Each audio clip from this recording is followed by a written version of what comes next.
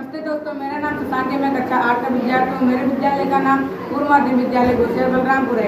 आज मैं आपको जलियांवाला कांड के बारे में बताने जा रहा हूँ। जलियांवाला कांड ये भारतीय इतिहास का वो स्याह पन्ना है जिसने सब कुछ बदल कर रख दिया। जलियांवाला बाग में हजारों की भीड़ एक शांतिपूर्ण सभा के लिए इकट्ठा हुई। तभी उन पर जनरल डायर ने गोली चलवा दी। निहत्थे बच्चों और बुजुर्गों को शिकार बना देने वाली घटना अंदर से पूरे देश को हिला दिया। साल 1919 का था। भारत पर अंग्रेजों का राज था, इसलिए कोई सुनवाई नहीं हुई। इसी का बदला लेने के लिए भारतीय शहर उधम सिंह जा पहुंचा इंग्लैंड और करीबन 20 साल बाद इस हत्याकांड के जिम्मेदार शख्स को गोली मारकर अपना बदला पूरा किया। लेकिन आपको बताना बहुत जरूरी है, जनरल डायर को उधम सिंह ने जनरल डायर को नहीं मारा, बल्कि उधम सिंह जनरल डायर को मारने इंग्लैंड कभी गए ही नहीं, बल्कि उनका निशाना कोई और ही था। क्या है उधम सिंह और जलियांवाला कांड की पूरी कहानी आज मैं आपको बताऊंगा और सुनते रहिए भारत माँ के वीर सपूत की जीवन गाथा। पहले जान लेते हैं आखिर उस दिन जलियांवाला बाग में हुआ क्या था। 13 अप्रैल 1919 बैसाखी का दिन था। बैसाखी मनाने के लिए और कुछ स्वतंत्रता सेनानियों की गिरफ्तारी का विरोध करने के लिए एक सभा बनाई गई। सभा पूरी तरह शांतिपूर्ण थी, लेकिन उस वक्त ब्रिटिश सरकार के ऑर्डर के तहत सभी सभाओं पर बैन लगा दिया गया था, जिस वजह से उस स्थान पर सेना पहुंच गई। सेना का नेतृत्व कर रहे जनरल डायर ने बाग में घुसते ही बाग से निकलने वाले रास्ते पर अपने सिपाही तैनात कर दिए और बिना किसी वार्निंग दिए बिना उस जमा भीड़ पर गोली चलाने का ऑर्डर दे दिया। भागने के सभी रास्ते बंद थे। उन लोग जाते भी तो कहाँ जाते। कुछ लोगों ने बाग में उपस्थित कुएं में छलांग लगाने की कोशिश की, लेकिन ब्रिटिश हुकूमत बर्बरता पर उतर आई थी। उन लोगों ने कुएं में मरी लाशों को फेंक दिया ताकि दम घुटने से उन लोगों की भी मौत हो जाए। इस घटना में 1500 से ज्यादा लोग मारे गए और 1200 से ज्यादा लोग घायल हुए थे। भगत सिंह ये सब अपनी आंखों से देखा था और तभी निर्णय कर लिया था कि इस हत्याकांड का बदला लेगा।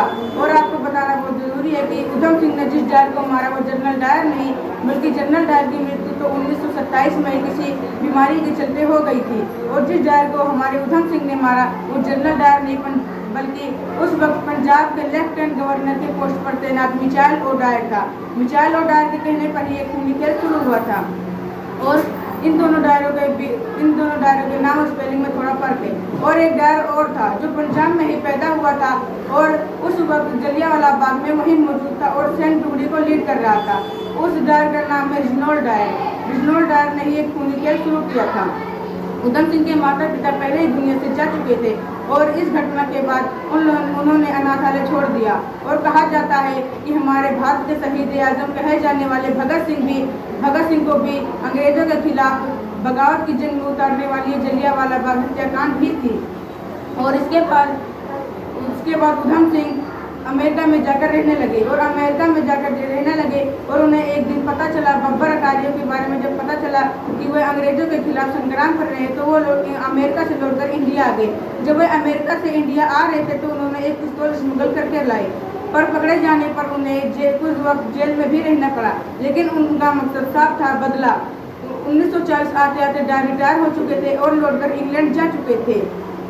और उधम सिंह भी इस हत्याकांड का बदला लेने के लिए चल दिए इंग्लैंड। रास्ता इतना आसान तो था नहीं और डायर के पास भी पहुंचना कोई आसान काम था नहीं, इसलिए उन्हें काफी इंतजार करना पड़ा।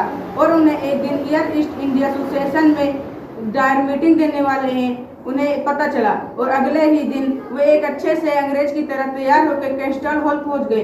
वो कैस्टल हॉल जाने से पहले अपने बुक में एक पिस्तौल छुपा के रखी थी। अच्छी बात तो ये है कि उन्होंने पिस्तौल अंदर ले जाने में भी कामयाब रहे। जब डायर वो स्पीच देने के लिए जा ही रहे थे तो उधम सिंह ने एक एक करके 6 गोलियां चलाई, जिसमें से 2 गोलियां डायर को लगी और एक गोली तो उसके दिल के आर पार ही हो गई। इसकी वजह से उसकी मौके पर ही मौत हो गई और उनकी गोलियों से कुछ ब्रिटिश तंत्र को भी चोटें आई। इसके बाद भीड़ की नजर गर्व से फूले उधम सिंह पर पड़ी। उधम सिंह का नाम ताकि सब दुनिया में पहुंच चुका था, इसलिए उन्होंने अपने वहां पर गिरफ्तारी दी और उनका केस लड़ने के लिए बीके कृष्णा आए, जो नेहरू के कैबिनेट में रक्षा मंत्री भी थे। और नेहरू जी ने और गांधी जी ने इस उधम सिंह की निंदा करते हुए इस हत्याकांड को गलत साबित कर दिया, लेकिन नेहरू जी ने भी उन्हें शहीद आजम कहा था। वो जेल में थे तो उन्होंने 42 दिन की भूख हड़ताल भी की। उनकी भूख हड़ताल तोड़ने के लिए उन्हें जबरदस्ती खाना भी खिलाया। कैसे भी करके अंग्रेजी ब्रिटिश पुलिस ने ट्रायल पूरा किया और 31 जुलाई 1940 को उधम सिंह को फांसी दे दी गई। ऐसे थे हमारे भारत के वीर स्वतंत्रता सेनानी जिन्हें न नेता बनना था और न किसी कुर्सी की लालच थी, और हमारा भी फर्ज बनता है हम इन्हें याद रखें और आने वाली पीढ़ियों को भी याद कराते रहें। धन्यवाद।